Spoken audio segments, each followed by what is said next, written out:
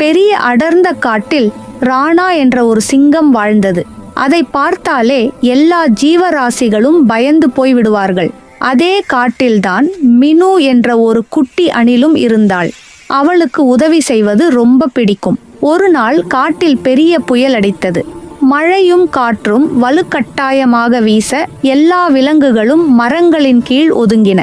ஆனா சிங்கம் இருந்த பெரிய மரம் உடைந்து விழ ஆரம்பித்தது.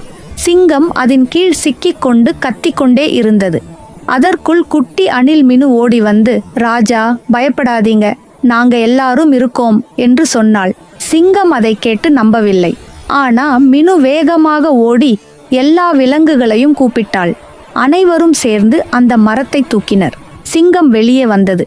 சிங்கம் ஆச்சரியப்பட்டு, உன் அளவு சிறியது, ஆனால் உன் மனசு பெரியது என்றது.